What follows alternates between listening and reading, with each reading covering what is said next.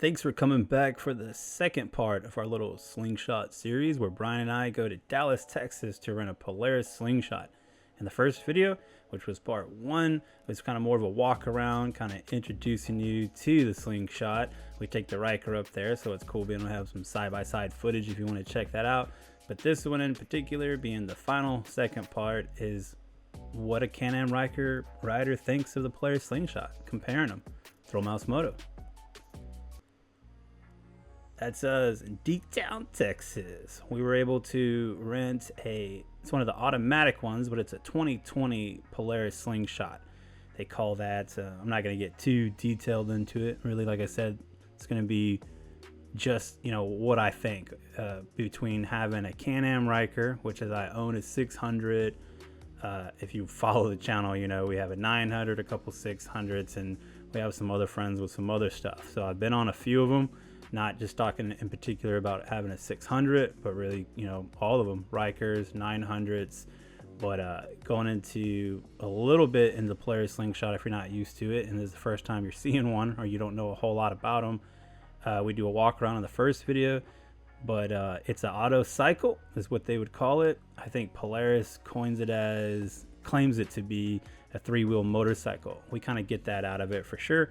If you notice it has no windows, no doors, barely has a windshield, if you can call it that, and definitely no roof.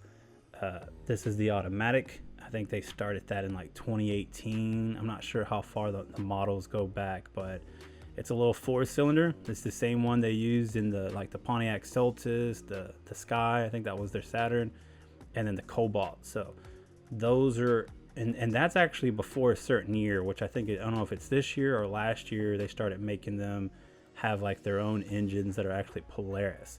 But I know some of the pros to having the GM 4-cylinders is, you can use the same turbos and stuff. But I want to say it was Mark Zarate when we did the Zarate Steelworks video, and we got to do a pretty cool little walk around of his two models. He has an older model Slingshot and then a newer one.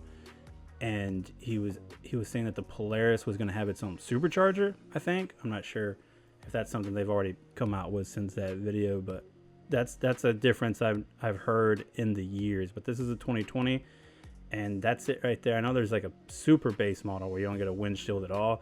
I think this one's a little bit above that because you get the tinted window. But really, let's get into it. As a Ryker owner, and we don't own a Slingshot, but we rode around for 24 hours, try to get the most feel out of it. It's kind of split up between a few things. I would say short distance city riding, still the Ryker. You just can't beat it. You're gonna have more fun filling the road and zipping around, and it just makes any little task fun. And I would say running errands for the day, between the two of them, I pretty much described that as far as the Ryker on the last one.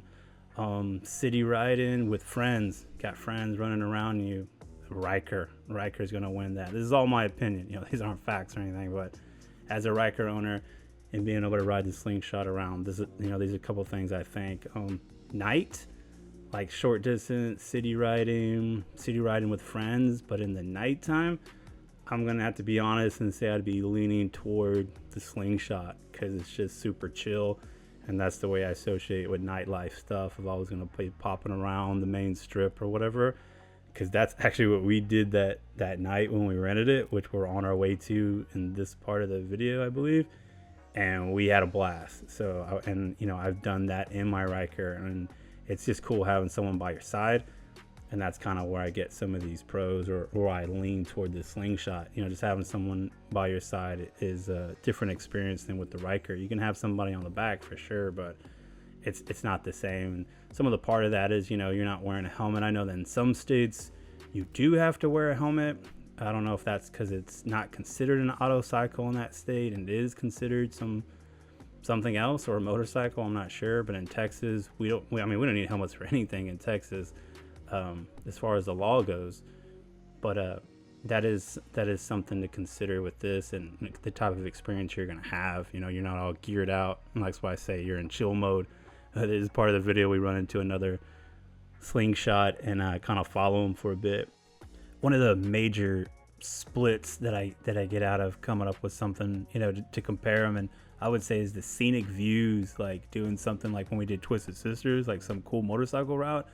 Man, the Slingshot, I think I'd have a lot of fun with it. Ryker, I would say if I'm riding with the group. So that's a kind of a weird split that I've come up with for myself in it.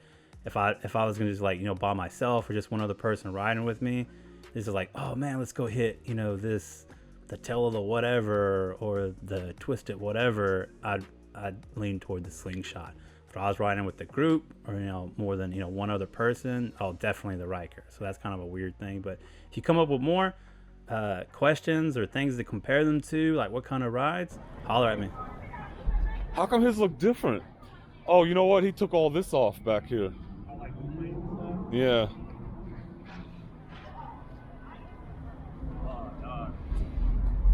I think his might have been jacked up higher too.